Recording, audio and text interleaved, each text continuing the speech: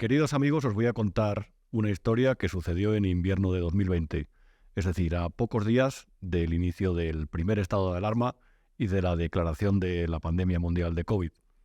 Esto sucedió un sábado por la tarde e implicó al que entonces era el secretario de Estado de Comunicación, Miguel Ángel Oliver, lo recordaréis por las ruedas de prensa que se organizaban durante la pandemia, y al otro lado a Fernando Garea, famoso periodista que entonces dirigía la agencia EFE.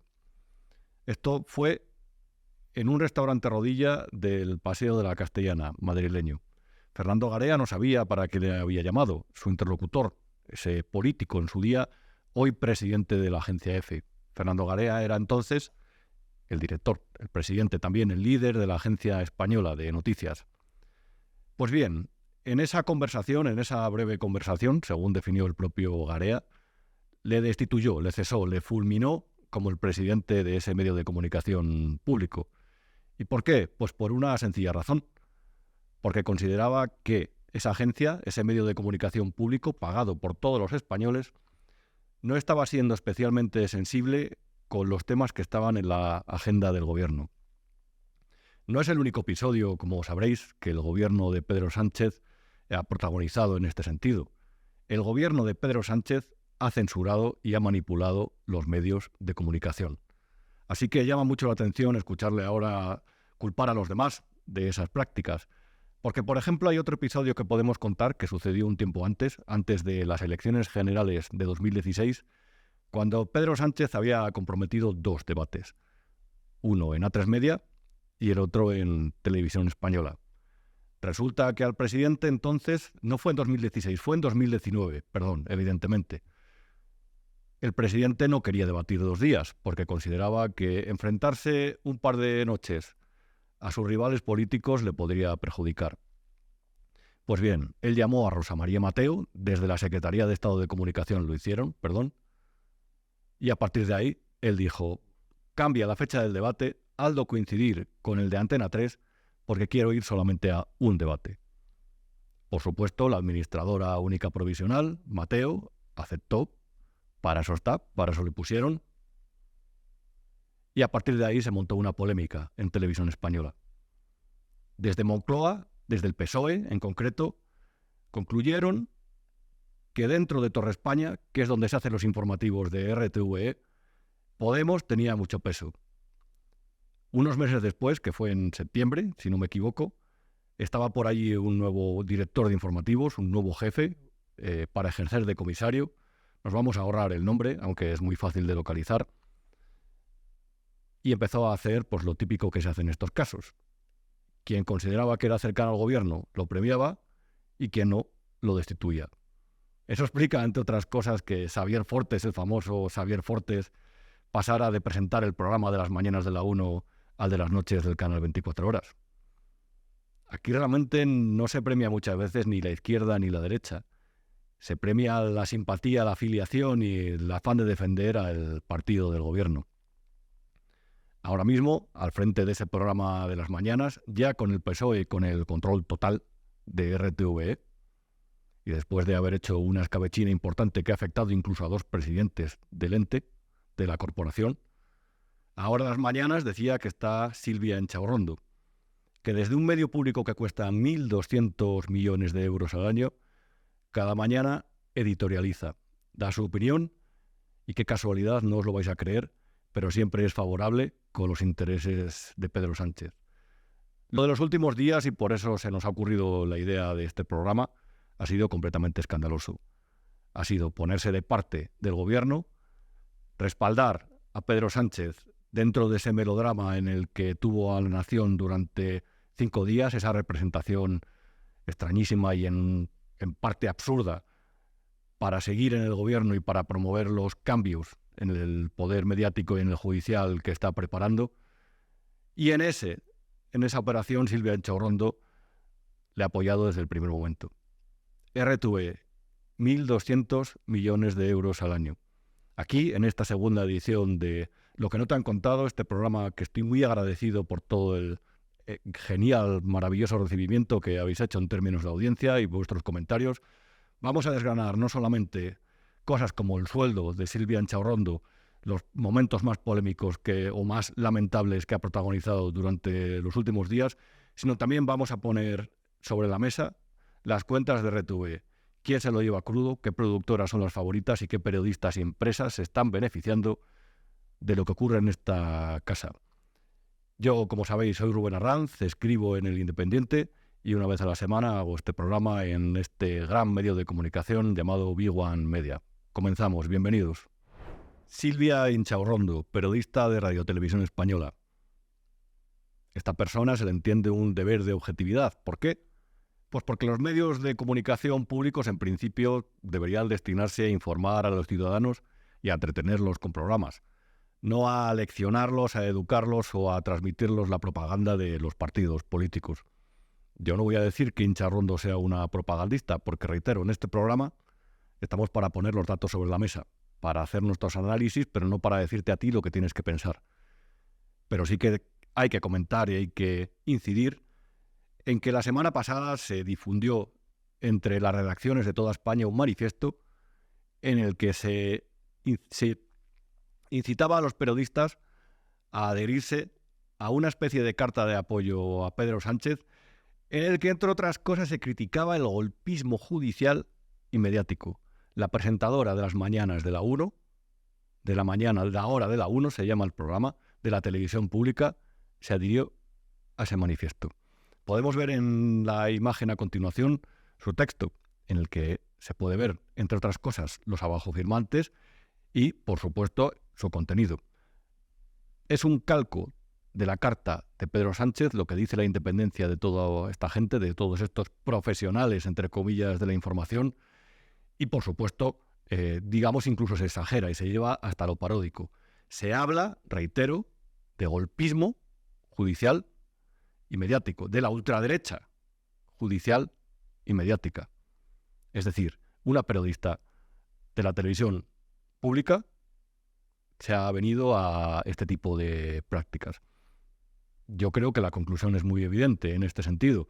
Muchas veces hay que tener cierto pudor y ciertos condicionamientos éticos. A nadie se le pide que no opine, pero hombre, Inchaurrondo, a lo mejor desde ese programa no es la plataforma más adecuada para adherirse a estos manifiestos y, sobre todo, para editorializar por las mañanas, para dar esas peroratas que yo no sé qué persiguen. Quizás aleccionar a la audiencia, quizás dirigirle hacia el terreno que más le conviene al gobierno.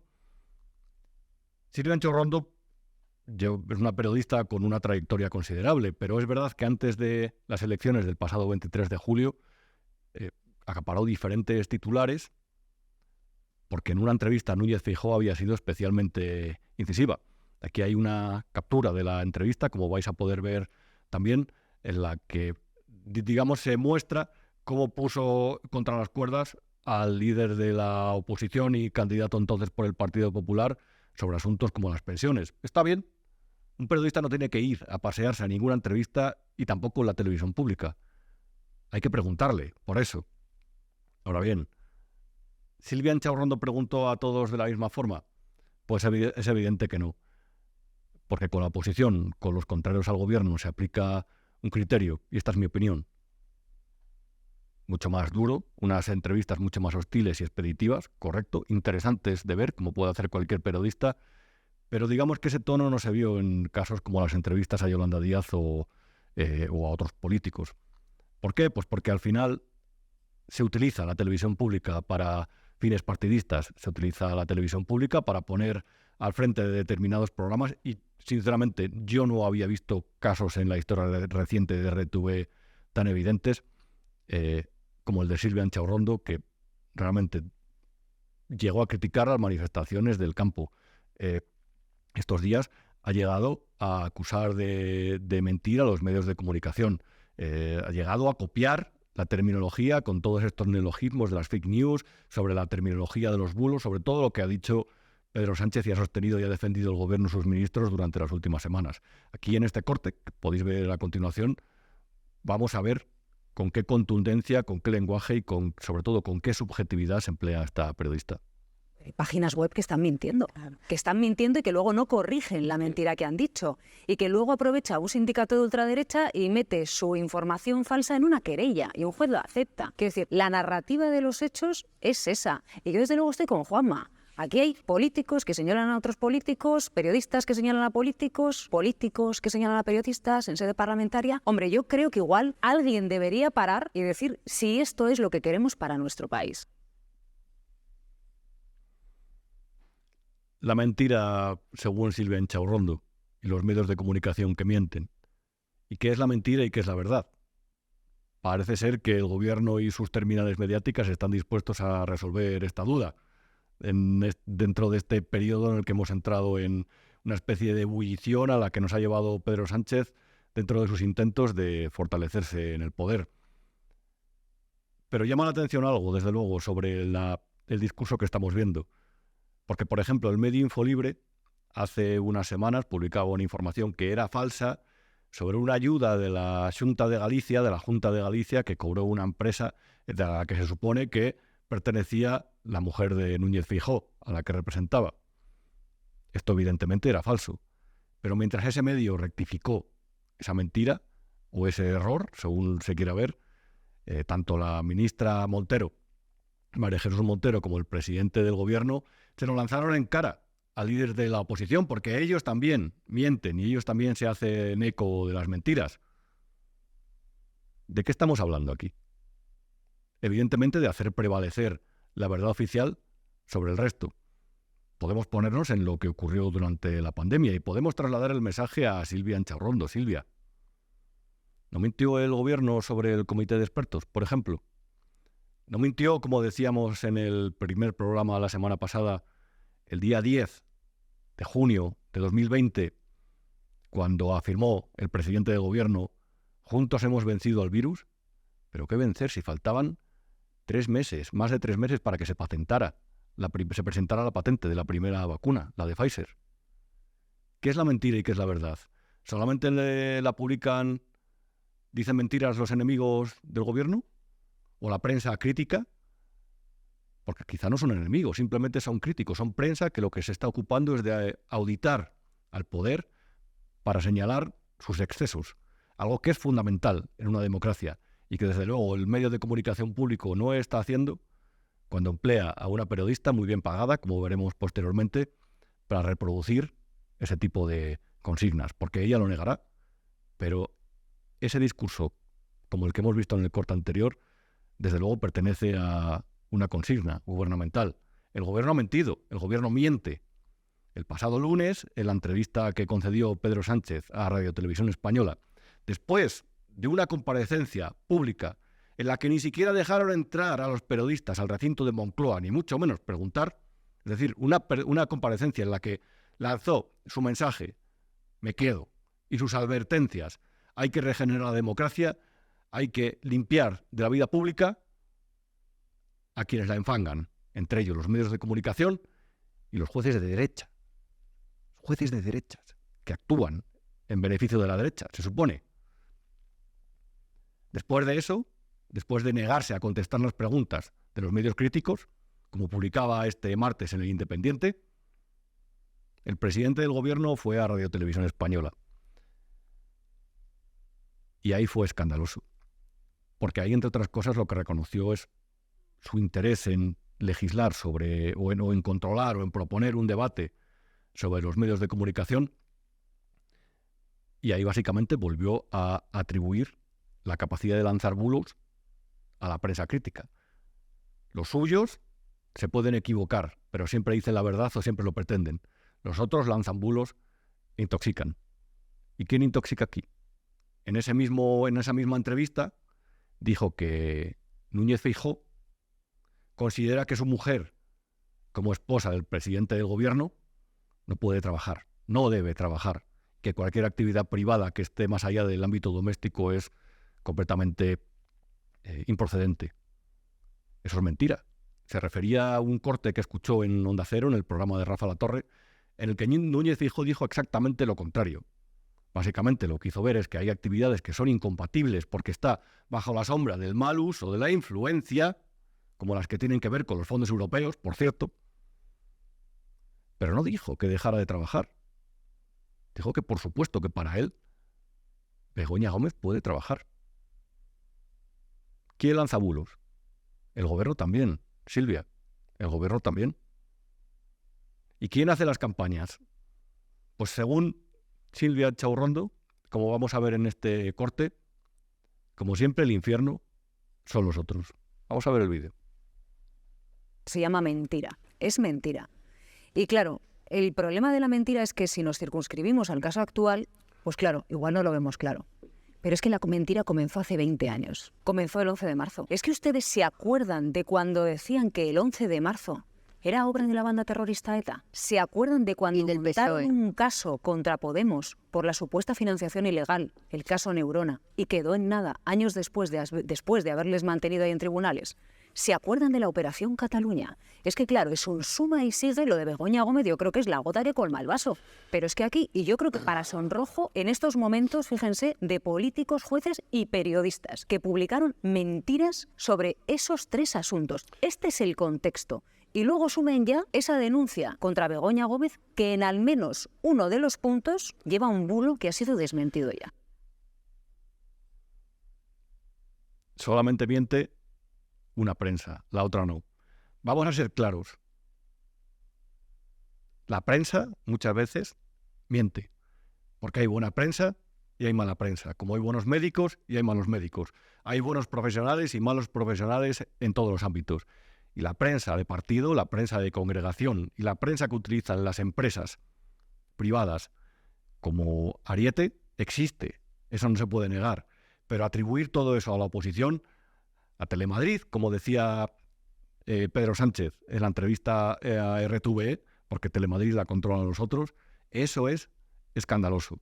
Hablar solamente de las campañas de mentira, de la prensa que está en contra, de la opción política que defiendes o que representas, es una falacia gigantesca.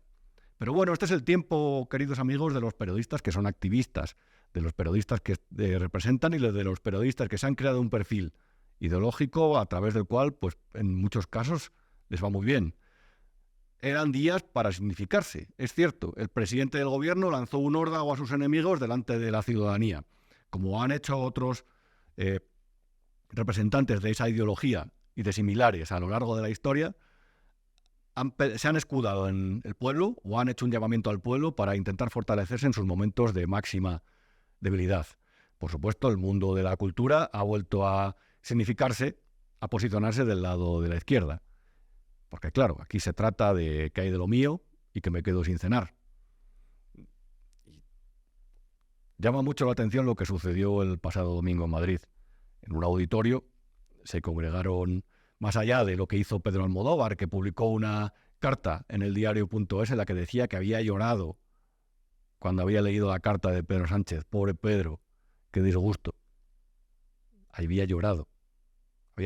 Considero, decía: Pedro, no te merecemos, los españoles, vete. No te merecemos, eres muy bueno. Básicamente apología del César, del caudillo, es decir, una forma de considerar a un presidente del gobierno de un Estado democrático prácticamente como si fuera un líder espiritual, un líder moral, un líder, no sé, alguien elevado, como emperador. A lo mejor se proclamó Pedro Sánchez emperador el pasado lunes y no nos hemos enterado, y lo hizo después de recibir este apoyo. Había actores, como decía en este acto, actores, actrices, escritores, poetas, poetisas, y una de ellas era Marisa Paredes, de la que quiero poneros un vídeo porque desde luego no me resisto. La mujer desde luego no parece que... Bueno, no lo voy a decir, prefiero que lo veáis. Verdaderamente emocionante ver por fin que la gente sale a la calle, que salimos a las calles, que hacemos actos de apoyo a la democracia, a Pedro y a la democracia.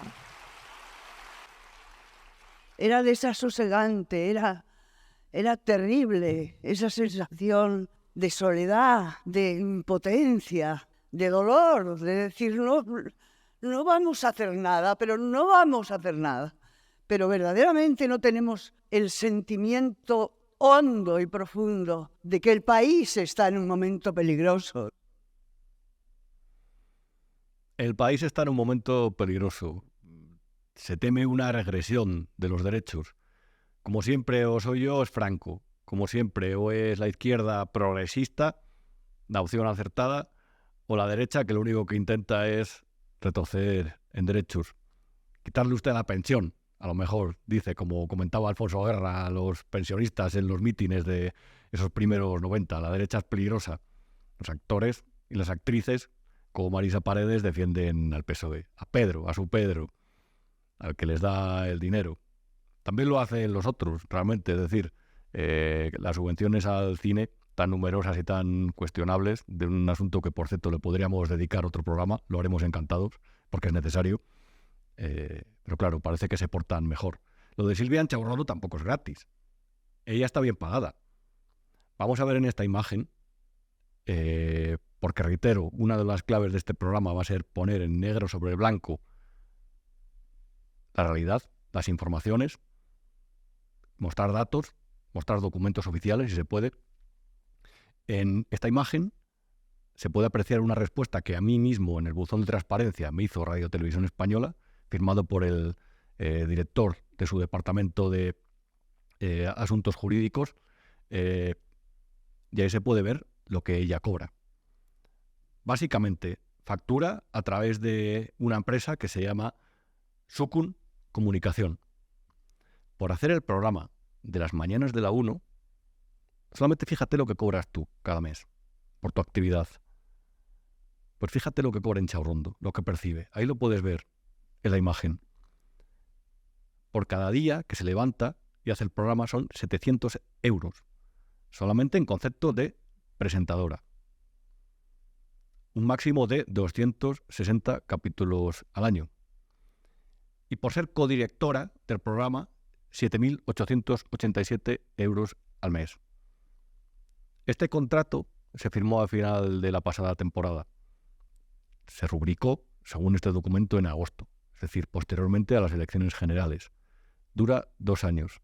Su importe total cada año es de 268.757 euros. ¿Cuántos españoles ganan este dinero? ¿Defenderías tú al gobierno por esta cantidad de dinero anual? A que a lo mejor te lo pensabas. En los 2 años, esa empresa va a facturar 537.000 euros.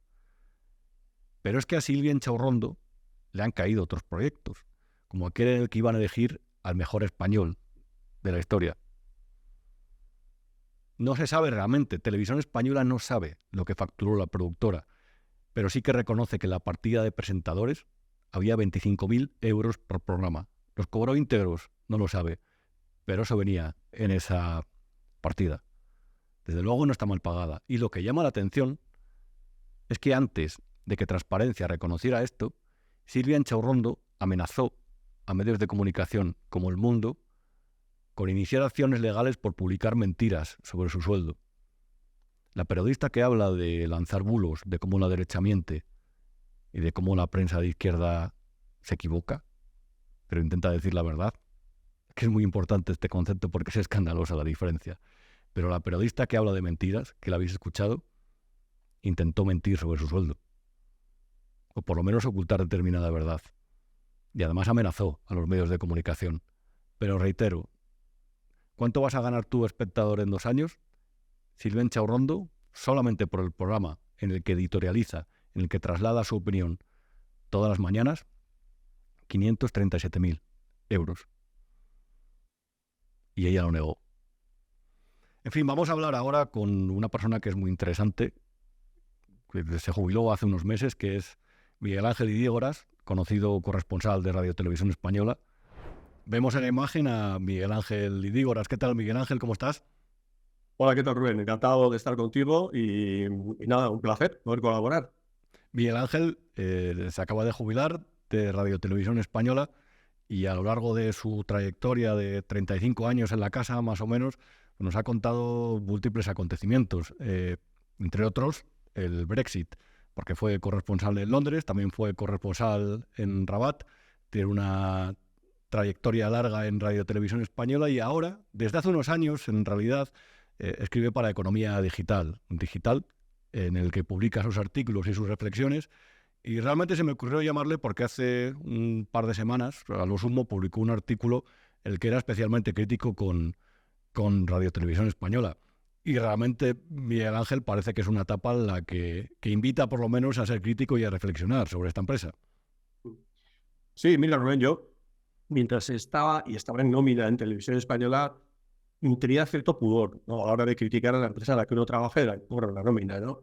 Pero sí es cierto que yo durante los últimos años, y sobre todo hubo un hecho que para mí fue fundamental en mi etapa, o la etapa de Radio Televisión Española, ¿no?, de todos los que estábamos ahí, que fue la etapa de los Viernes Negros. Cambió por completo el cambio político en ese momento, cuando vino el Partido Socialista con Sánchez, y lo que supuso el cambio en Radio Televisión Española, pero sobre todo la deriva anterior, es decir, el posicionamiento de la plantilla, como digo, con los Viernes Negros, para mí fue un antes y un después en Radio Televisión Española, ¿no? No dije nada. De alguna manera, el hecho de que yo no me posicionara en aquel momento con los Viernes Negros, pues me hizo pagar un precio. Bueno, lo asumí, pero es cierto que en la etapa posterior, y ahora que ya no estoy, bueno, me ha llegado la edad de la jubilación, pues sí me siento mucho más libre de poder decir lo que pienso al respecto, ¿no? Como digo, me callé un poco por pudor, porque creo que, bueno, no sé, cada uno es libre de decir lo que quiere, pero yo en ese momento, estando dentro de la empresa, no quería decir nada mientras estuviera. Era un cierto compromiso también, no escribir nada de la empresa mientras estaba dentro de ella, ¿no? Pero ahora sí, me siento absolutamente libre de poder decir lo que pienso en realidad y criticar lo que creo que es un momento francamente vergonzoso, y lo digo así, ¿no?, francamente vergonzoso de Radio Televisión Española. Claro, la pregunta que se hará la gente que nos ve es ¿por qué entonces se convocaban Viernes Negros para criticar, o los Viernes de Negro para criticar la manipulación de los informativos, y ahora no? Efectivamente, esa es un poco la pregunta clave, ¿no? Y es difícil, a ver, es difícil y no es difícil de explicar, es fácil de explicar y fácil de entender, ¿no? Mira, por explicarlo de alguna manera, a lo largo de la trayectoria, siempre he dicho, las televisiones públicas o los medios públicos siempre están sujetos a los vaivenes de la política en este país, ¿no? ¿Por qué? Pues porque dependen de los parlamentos autonómicos o del Parlamento Nacional, en el caso de la Televisión Española, y eso quiere decir que dependen de los partidos que gobiernan en ese momento. Nosotros vivimos en un régimen de partitocracia, pero bueno, son los partidos y las ejecutivas las que deciden, ¿no? En Radio Televisión Española ese vaivén se ha vivido prácticamente desde el nacimiento de la propia empresa. Hubo una alternancia en el gobierno y había, por lo tanto, una alternancia en la dirección de Radio Televisión Española. Hubo gobiernos que fueron más, sujetaron con mano más firme, por de alguna manera, la dirección de la empresa, y otros que quizás menos, ¿no? Había tal vez un estilo diferente entre unos y otros. Pero lo que es cierto es que hubo un momento en el que la plantilla, y habría que explicar también que es una plantilla que después del ERE de 2007, una plantilla básicamente cincelada, coordinada en su entrada y de alguna manera condicionada por los sindicatos, comisiones obreras de UGT, que son los mayoritarios, más o menos los mayoritarios a través de Televisión Española, y entonces se genera una plantilla que siente que hacia el final de la etapa de Mariano Rajoy, del gobierno del Partido Popular, es el momento de denunciar una situación de manipulación. Decías, manipulación es corrupción, corrupción es manipulación. Se formaron los Viernes Negros, los comités de informativos fueron tremendos contra esa dirección. Bueno, lo que nunca se había hecho en esa empresa se hacía en ese momento, que es una crítica feroz hacia la dirección en ese momento, ¿no? ¿Qué ocurre? Que quienes teníamos cierta experiencia sabíamos que era muy difícil que quien viniera después no volviera a utilizar Radio Televisión Española con la misma firmeza o con la misma manera férrea de los gobiernos anteriores, ¿no? Hubo quien con ingenuidad pensó que quizás un gobierno de izquierdas iba a dejar que la plantilla de Radio Televisión Española se gestionara a sí misma, lo cual para mí era bastante ingenuo, pero bueno, hubo gente que lo pensó. Y luego, sobre todo, quienes organizaron esos Viernes Negros venían de la etapa de Zapatero, del gobierno de Zapatero, y luego hubo gente que vio una oportunidad para medrar directamente, ¿no? Ahora no estoy en un cargo de confianza, ahora no estoy en un cargo directivo, y en cuanto hay un cambio de gobierno y yo me he posicionado por el cambio, pues estoy en buena situación para colocarme en esta empresa, ¿no? Entonces, esa fue la razón. Es decir, hay un ADN en la plantilla de Radio Televisión Española, y además lo reconocen, muy cercano a lo que pueden ser los posicionamientos de izquierda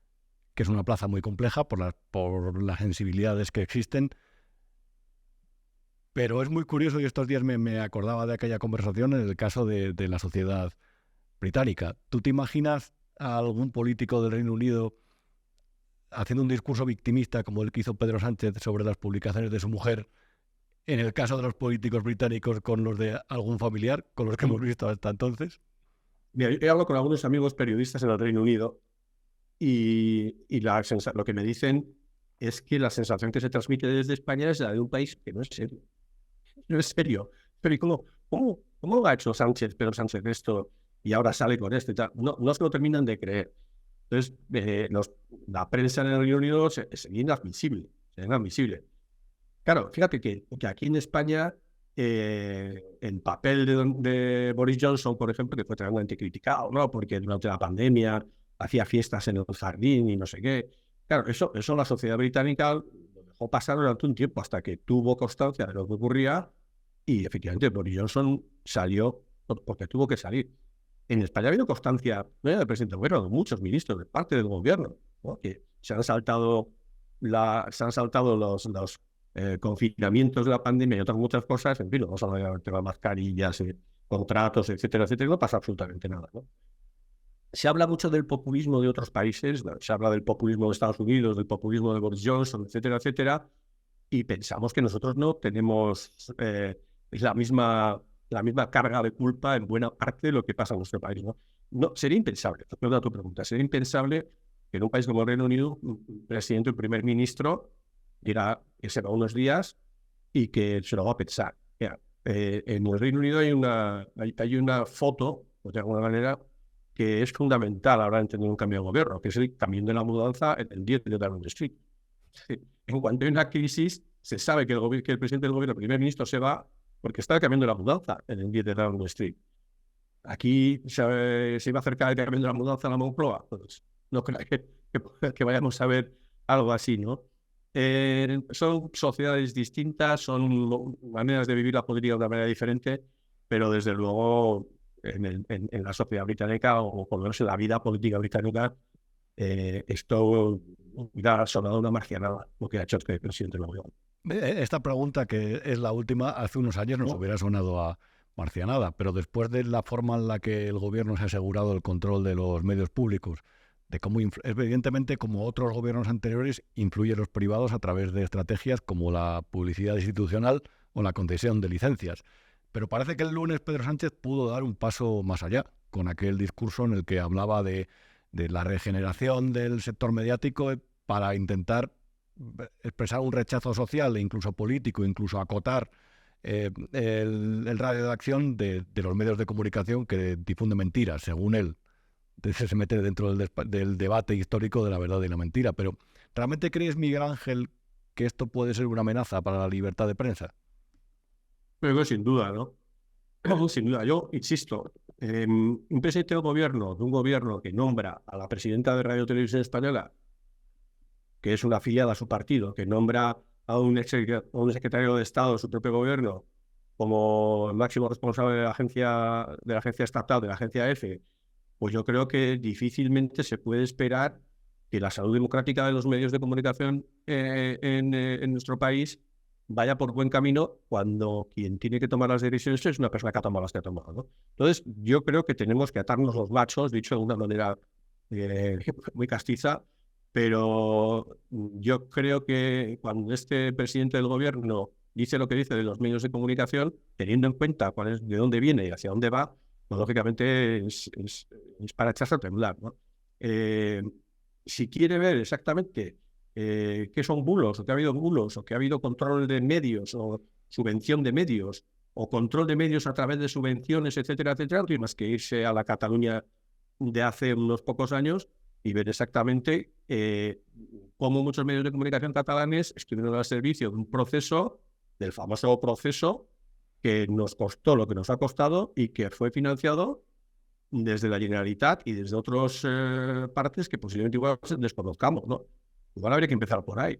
¿De quién determina qué son bulos o no son bulos? Pues es complicado. Mira, hay que decir, no, los bulos hay que eliminarlos a través de la educación, a través de la información, los bulos igual hay que empezar por decir que el gobierno no debe controlar los medios que cree que son suyos, los medios de comunicación públicos. Es ese, porque a partir de ahí, lo primero que podemos pensar es que la utilización de esos medios no son precisamente para garantizarnos la independencia y la libertad de información, sino el control. Y el control supone muchas cosas. Supone bulos y supone no bulos, supone control. Y como digo, yo repito, no se puede esperar de un gobierno que tiene el control de los medios de comunicación públicos de este país precisamente la receta para que los medios de comunicación vayan por la senda de la libertad y etcétera, etcétera, que tanto pregonan quienes quieren hablar de libertad, pero luego no la practican, ¿no? Así que yo creo que en ese sentido lo que Pedro Sánchez trata de decir es que bulos es todo aquello que le moleste, todo aquello que le pueda perjudicar, todo aquello que vaya contra el gobierno. Esa es la cuestión. Y los bulos que no vayan contra el gobierno, sino que vayan contra otros, contra la oposición o contra líderes de la oposición, pues esos son menos bulos, ¿no? Esos no hay más que verlos. Están en el día a día, están en la hemeroteca y no hace falta que yo los pregunte. No te voy a meter en un aprieto porque no es cuestión de dar nombres, pero simplemente por curiosidad, ¿tú recuerdas alguna época en la que en las mañanas, en algún momento de la mañana de Televisión Española, se editorializara de esa forma? No, la verdad es que además fíjate que ese es un problema porque hubo un momento en el que hubo cierta controversia con Ana Pastor, si recuerdas, en los desayunos, porque además es que fue un momento en el que Radio Televisión Española, que el formato que tenía matinal no era el de un programa de marcado carácter político, ¿no? Como pueda ser ahora, sino que era un programa más así, era un programa en el que, bueno, bien, se podía hablar de política en un momento determinado, pero eran muchos más los elementos que entraban en juego, era un magazine mucho más abierto, matinal. Y por eso lo hacían productoras ajenas a Radio Televisión Española. Porque hay una norma en Radio Televisión Española que todo lo que tiene que ver con los informativos lo haga la casa, lo hagan los trabajadores de la casa, ¿no? Pero se ha hecho, hay una especie de cambalache en el que al final un teórico magazine, es decir, un cajón de programa diverso, para que no entienda lo que es un magazine, no todo el mundo entiende lo que es un magazine, una cosa diversa, al final lo hace una productora ajena, pero sin embargo está cargada de una ideología básica ajena al control de la Dirección de Informativos de Radio Televisión Española y lo que está sujeta a una productora que tiene unos vínculos claros y directos con Moncloa, eso hay que decirlo. Entonces, una etapa fue la de Ana Pastor, que tuvo sus más y sus menos, que generó también controversia porque parecía que estaba a favor de unos y en contra de otros y demás. Y sí, quizás fue una etapa parecida, ¿no? Tampoco yo la seguía muy, muy de cerca, pero está desde luego supera, yo creo, con creces cualquier magazine, dicho con cierta ironía, magazine que Televisión Española haya llevado a cabo durante las mañanas. Esto es información política pura y dura al servicio del gobierno y vamos, yo creo que no exagero, sino que lo dice mucha gente, lo dice quien nos observa, quien nos sigue de cerca, y es más, yo creo que incluso tampoco lo ocultan, ¿no? Que cuando la responsable, imagino, de ese programa se posiciona a favor del presidente del gobierno y defiende el contenido de su carta, los 5 días de reflexión y la teoría y las tesis que defiende el presidente del gobierno, pues es raro, es raro, sí, o sea, es llamativo, ¿eh? La Televisión Española eso es llamativo. Miguel Ángel Edígoras, muchas gracias por tu testimonio, por tus palabras aquí en Big One Media. Te leemos, por supuesto, cada semana en Economía Digital y te enviamos un fuerte abrazo desde aquí. Pues igualmente, Rubén, te seguiré leyendo, igualmente es un placer y nada, aquí me tenéis para lo que queráis. Gracias, Miguel Ángel. Muy buenas. Pero no todo es política porque no solamente de pan vive el hombre. Aquí también hay gente que se lo lleva crudo en Radio Televisión Española, que reparte cada año decenas de millones, cientos de millones de euros en realidad entre las productoras audiovisuales. Las parrillas de programación no se llenan solas. Requieren productos de ficción, de entretenimiento, de no ficción, concursos, ideas, y ahí desde luego hay quien lo hace muy bien. Yo tengo una anécdota de la que no puedo decir el protagonista, pero a lo mejor quien sepa unir las piezas lo puede adivinar. Estoy hablando de un antiguo director general de una televisión autonómica. Pues bien, un buen día le pidió cita, audiencia, un conocido asesor político. Y entre otras cosas, más allá de trasladarle lo de siempre, porque todos los políticos presionan a los periodistas, a los directores de medios, y que decir tiene también a los que ponen al frente de lo público, porque los ponen ellos. Entre otras cosas, además de presionarle, este asesor lo que le dijo a este director general es, bueno, aquí tenemos una serie de productoras que son de los nuestros, que están descontentas, que están teniendo contratos que son mucho más escasos de lo que le correspondería. Entonces, amigo, mira a ver si lo arreglas. Ahí está la clave. Aquí la gente generalmente se piensa, los ciudadanos, los que no están en el día a día de las televisiones públicas, que solamente presionan para nombrar a sus responsables los partidos políticos. Pero también lo hacen las empresas, las productoras, los gigantes que se encargan de producir los programas y que muchas veces en función de que con qué gobierno se alineen, tienen más encargos o menos encargos. Y digo muchas veces porque esto se cumple la mayor parte de las veces. Hay una empresa que es de la que vamos a hablar, porque reitero, aquí vamos a dar información, análisis e información. Lo que no te han contado es la información. Y esto seguramente no lo hayas escuchado. Hay una productora que se llama La Coproductora. La fundó en 2018. ¿Qué pasa en 2018? Moción de censura, victoria de Pedro Sánchez. El fundador fue José Miguel Contreras, conocido empresario que siempre se las ingenia para que cuando gobierna el PSOE le vaya bien. Este fue uno de los famosos visitadores de Moncloa, como los definió Juan Luis Cebrián en su día, porque cuando gobernaba Zapatero y estaba Miguel Barroso, que en paz descanse, como secretario de Estado de Comunicación, digamos que llevaron a cabo una serie de planes de los que posteriormente se han pagado consecuencias caras, sobre todo algunas empresas y sobre todo los ciudadanos. José Miguel Contreras, junto a Mediapro, la empresa de Jaume Roures, la que era de Jaume Roures antes de que se fuera este año, fue el primer consejero delegado Contreras de La Sexta, es decir, el primer gran directivo, primer ejecutivo de La Sexta, que por supuesto formaba parte de un proyecto mediático del gobierno de Zapatero para distanciarse de Prisa, para que hubiera un contrapeso hacia ese grupo de comunicación que en El País y la cadena SER muchas veces estaba más del lado del viejo PSOE, de los felipistas, de Rubalcaba, que del gobierno de Zapatero, de ese líder que fue nombrado por casualidad, casi por la batalla que había a su alrededor entre sus contrincantes y que llegó, como Pedro, por cierto, sin apoyos mediáticos. José Miguel Contreras ha sido un gran superviviente y ha sido un negociante fantástico. Ahora bien, ¿cómo lo ha hecho? Pues muchas veces acercándose al poder. Y en una buena parte, no en todas, ojo, pero en una buena parte le ha ido mejor cuando ha gobernado el PSOE. Esta empresa audiovisual, La Coproductora, que le vendió a Prisa, por cierto, aunque él sigue como consejero, hace un par de años, ha facturado, como podemos ver en esta imagen, en los últimos años, a Radio Televisión Española, 28 millones de euros. Repito, 28 millones de euros.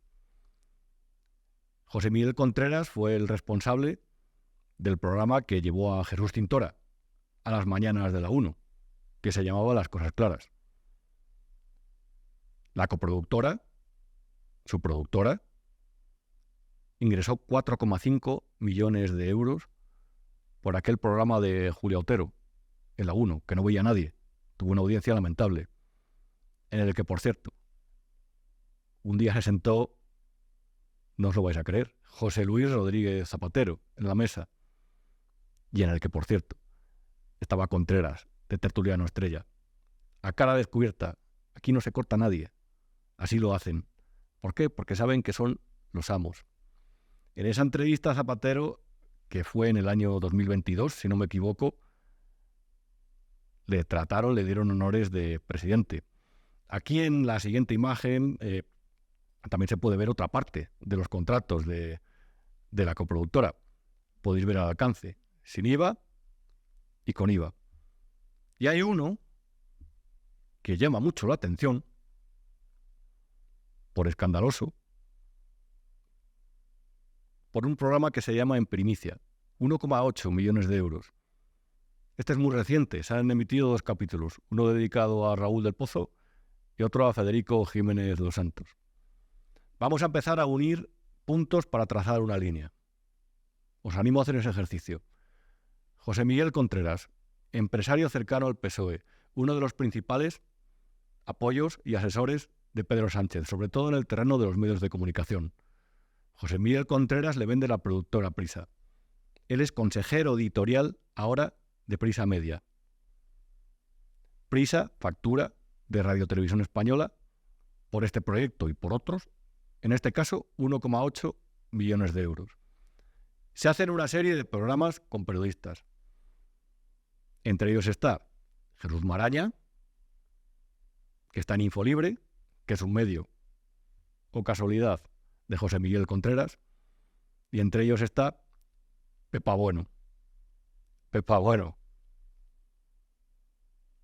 la presentadora del informativo de la 1 con Zapatero. Pepa Bueno, bien relacionada con Fran Llorente, otro periodista famoso en TV, hoy por cierto en Prisa, dirigiendo una sección de vídeo. Pero es que además os podéis preguntar, ¿y por qué realmente se contrata a periodistas críticos o se recurre a periodistas críticos para hacer un reportaje que por supuesto es laudatorio, está lleno de loas, se explica su trayectoria y lo maravillosos que son todos? Con dinero público, con el tuyo también, el de tus impuestos. Se explica lo maravillosos que son todos ahí. Lo bien que lo han hecho, la historia que tienen, cómo les han perseguido pero ellos han eludido la censura, lo de siempre. Periodistas de la corte, como yo digo. ¿Y por qué se pone a los críticos ahí? ¿Por qué se les exhibe? Pues evidentemente para reducir o para intentar por lo menos reducir su nivel de crítica hacia RTV, hacia Prisa y hacia Contreras. Esto está todo inventado. Recuerdo cuando se creó el famoso programa de debate 59 segundos, en los que una parte de la estrategia era llamar a periodistas de diferentes medios de comunicación, de los suyos y de los otros, entonces gobernaba el PSOE todavía, para tener contentos a todos los medios. Si tienes aquí un tertuliano, al menos te vas a cortar a la hora de hablar mal de nosotros. Eso pasa también ahora en las tertulias de RTV y, por supuesto, en las de las empresas. De televisión, me refiero, y de radio. Pero, hombre, que lo haga RTV, porque, claro, quien habla mal de ellos, a sabiendas de que está la tertulia, primero, el periodista a lo mejor deja de ingresar las cantidades que se llevan por las tertulias en RTV. Yo las publiqué en el Independiente también, que son entre 150 y 450 euros por sesión, dependiendo de cada cual. Entre 150 y 450 euros por sesión, por cada vez que van, se sienten en una mesa y cuentan tópicos y lugares comunes. Y evidentemente, si un medio no está representado ahí, un medio digital, por ejemplo, va a tener menos visibilidad y su influencia a lo mejor merma. Por eso se hacen estas cosas y desde luego José Miguel Contreras es un gran especialista. Vamos a seguir avanzando en el tema de los contratos de RTV y aquí en esta imagen podéis ver uno de los que ha sido quizá el gran protagonista del año, el de David Broncano, porque durante su tramitación en el Consejo de Administración de Radio Televisión Española cayó el director de contenidos, José Pablo López, y cayó la anterior presidenta, Elena Sánchez. Esta última había mostrado reticencias en aprobar este contrato porque consideraba que era por lo menos peligroso comprometer una inversión de hasta 28 millones de euros, 14 millones de euros por temporada a RTV por un programa que no se sabe cómo funcionar y que va a costar cada día 87.795 euros, con un mínimo, como podéis ver en la imagen de este artículo, de 155 programas al año. Lo va a producir el Terrat, la productora de Andreu Buenafuente, otro de los que tampoco critica mucho al gobierno, desde luego, no es muy crítico. Aquí, desde luego, las adhesiones se agradecen, por lo menos. Por supuesto, el Terrat ahora mismo pertenece a Mediapro. Mediapro es la famosa productora catalana de Jaume Roures en su día, y de Tacho Bennett y de capital mayoritario chino. Una empresa de la que tampoco se saben muchos datos, precisamente, porque es un fondo de inversión. Bueno, siempre es complejo mirar el origen de los fondos de inversión, del dinero que manejan los fondos de inversión en todo el mundo. Y desde luego, en el caso de alguno que viene de China, como este, es un poco más. El contrato de Broncano no se aprobó por una idea de Radio Televisión Española. Ellos justifican que fue una forma de competir en esa franja horaria, que es la de después del telediario de las 9 de la noche, porque ahí flojeaba RTV. Pero da la casualidad, y reitero, yo aquí no voy a llevar a que tú saques una conclusión concreta, no te lo voy a decir yo, lo tendrás que extraer tú, pero a esa hora se emite la tertulia del Hormiguero los jueves. Del Hormiguero, de Pablo Motos, uno de los periodistas a los que se señaló durante la pasada campaña electoral desde las terminales mediáticas de Ferraz porque no cantaba las alabanzas del gobierno. No es un programa de entretenimiento, de entrevistas. A veces es verdad que hablan algo de política, pero tampoco son especialmente incisivos. Pero es que ese es el nivel de Pedro. O estás conmigo o eres uno de mis enemigos. Pues claro, como en esa tertulia había personas con la capacidad de argumentar de Tamara Falcó o de Nuria Roca, se pensó a lo mejor en Moncloa que se podía contraprogramar. ¿Con qué? Con David Broncano, que desde luego a lo mejor se hace rico con este proyecto, pero su programa, desde luego, 87.795 euros por noche de fondos, está bien dotado. Hay otros que también en la televisión pública se gasta el dinero de muchas formas, en muchos programas. He preparado, esto por cierto es información que no se ha publicado, esto lo vais a ver vosotros por primera vez. En la siguiente imagen que he preparado se puede ver, por ejemplo, que la productora de Enrique Cerezo, que se llama Video Mercury Films, firmó un contrato con Radio Televisión Española de 8,1 millones de euros. ¿Para qué? Para ceder los derechos de sus películas. Sabéis que esta productora tiene los derechos de múltiples cintas, cientos de cintas de filmes del cine español. Aquí se pueden ver algunos documentos que desde luego son muy interesantes. Por ejemplo, Masterchef, el programa que ha estado en boca de todos hace unos días por el trato que dispensó uno de los jurados a una concursante, cuesta el de las Celebrities, en el que concursó Verónica Forqué, por cierto, no voy a decir más, 8,3 millones de euros por temporada. 8,3 millones. Hacer tele es caro, pero desde luego Televisión Española también lo es. De la edición senior, como podéis ver también, son otros 8,5 millones. Vamos más allá por no extendernos, porque en la imagen lo podrás ver perfectamente la relación. La Vuelta a España, la de 3 semanas, durante el periodo 2021-2024 va a costar 12 millones de euros en Radio Televisión Española. Bien, alguien puede decir, ¿son deportes? Correcto. Pero bueno, yo quería por lo menos que vieras el importe del contrato, reitero, para que saques tú tus propias conclusiones, si estos son gastos justificados o no. Cuéntame cómo pasó la serie que ha ido disminuyendo de audiencia durante las últimas temporadas, pero no necesariamente de coste. En sus últimos capítulos costó más de 25 millones de euros.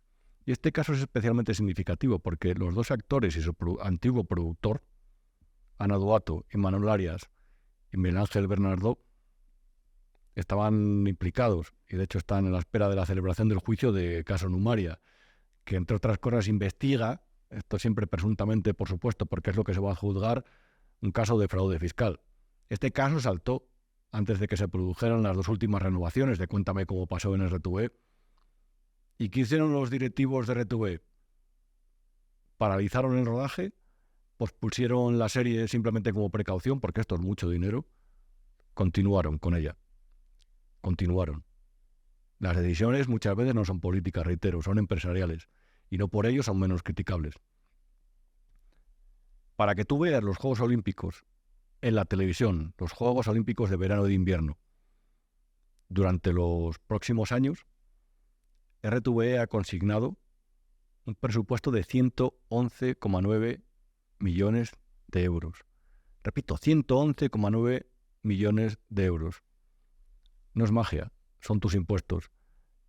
Ese dinero que se podía destinar para otros fines se va para los Juegos Olímpicos.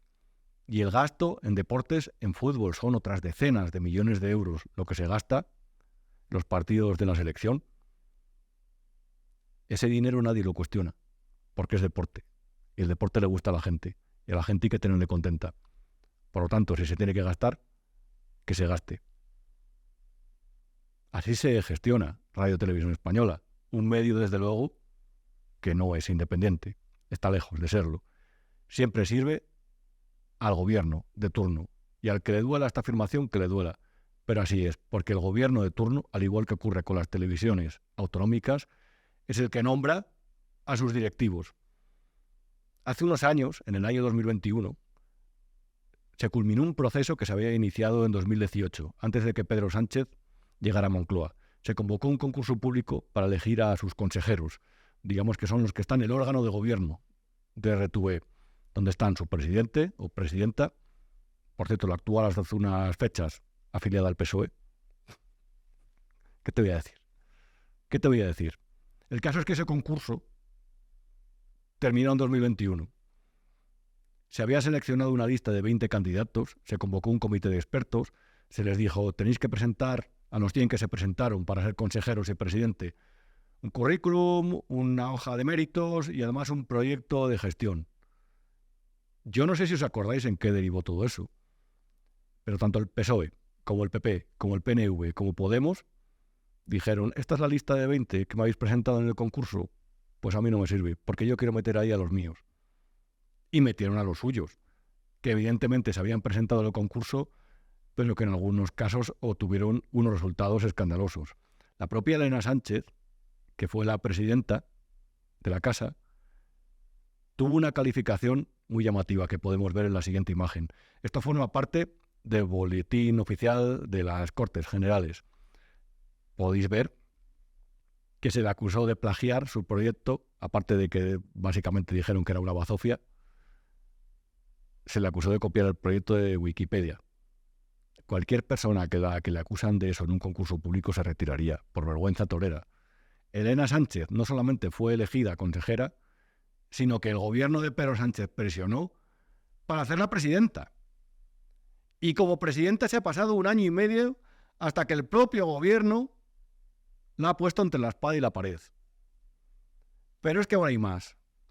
Hay otro consejero que designó Pablo Iglesias, aparte de haber gente de sindicatos de la corporación, uno, de comisiones obreras, hay otro consejero que es el director de Mundo Obrero, que el Mundo Obrero es la publicación oficial del Partido Comunista de España. Hay otros que quedaron en las últimas posiciones del concurso, del 80 para abajo, del número 80 al 100. Ese es el mérito en RTV. La meritocracia que tan dañada está en este país, que tanto ha afectado a los sectores productivos y que está llevando a muchos jóvenes bien preparados a emigrar porque quieren hacer carrera, porque quieren una vida mejor, sin necesidad ni de pertenecer a ningún colectivo, aquí no se cumple. Aquí el mérito que se cuenta es el de lo bien que se trata un partido y lo bien que te trata un partido. Y esto es la televisión pública. La de Silvia Anchaurrondo, la del padre de Nadia Calviño, la de María Antonia Iglesias, la de Enrique Sopena, la de Alfredo Urdazi, CCOO, la de Pepa Bueno, y como decía, la de Inchaurrondo también. La televisión pública que cuesta 1.200 millones de euros al año, que si se le suma lo que cuestan las autonómicas se va por encima de los 2.000 millones de euros. Esto no es cosa de un partido. Y es muy importante tener en cuenta eso. Porque es verdad que ahora la maneja el gobierno de Pedro Sánchez. ¿Pero quién maneja TV3? La que se quedó fuera de la aplicación del artículo 155. ¿Quién maneja Cataluña Radio? Que estaba comandada a su micrófono de la mañana por Mónica Terribas y que unos días antes del referéndum del 1 de octubre estaba haciendo un llamamiento para que los ciudadanos revelaran la situación donde se encontraban los guardias civiles que estaban intentando desarticular el referéndum ilegal. Esto es lo de Canal Sur, o lo de Telemadrid, o lo de la televisión gallega, o lo de la asturiana. Se trata de medios de comunicación públicos que pagan todos los ciudadanos, que pagas tú, con el dinero de tu sudor, el sudor que obtienes con el sudor de tu frente. No es demagogia, es la realidad. No es magia, son tus impuestos. Esos medios se financian con tus impuestos. Y al final sirven para que trinquen, para que ganen dinero las productoras afines para que los periodistas menos objetivos encuentren acomodo. Cuando cambia el gobierno, denuncian purgas, pero hasta entonces nadie dice nada. Y sobre todo sirven para que la estrategia política del gobierno encuentre un altavoz. Un altavoz que en el caso de RTV, con su audiencia tan mermada, no es tan potente, pero que en el caso de TV3, que sigue siendo líder, sus informativos, los ve el 25% de la audiencia de Cataluña casi, desde luego son uno de los principales altavoces políticos de uno de los grandes males de España, que es el independentismo. Ya has visto esta segunda edición del programa Lo que no te han contado. Datos, el testimonio de un gran especialista y un gran periodista como es Miguel Ángel Idígoras, crítico. Aquí no nos interesa a la gente adocenada, no nos interesa a la gente de partido, nos interesa a la gente libre que da su opinión. Datos, ya hablamos de política y hablamos de dinero, porque desde este espacio queremos que tengas la información y a partir de ahí que saques tus conclusiones. Porque después de lo que hemos visto en España, por ejemplo, en los últimos días, a lo mejor hay quien está pensando en tomarte por tonto. Si contribuimos a que tengas toda la información, porque la información es poder, y evites ser manipulado por esta gente sin escrúpulos, habremos cumplido nuestra labor. Hasta la semana que viene.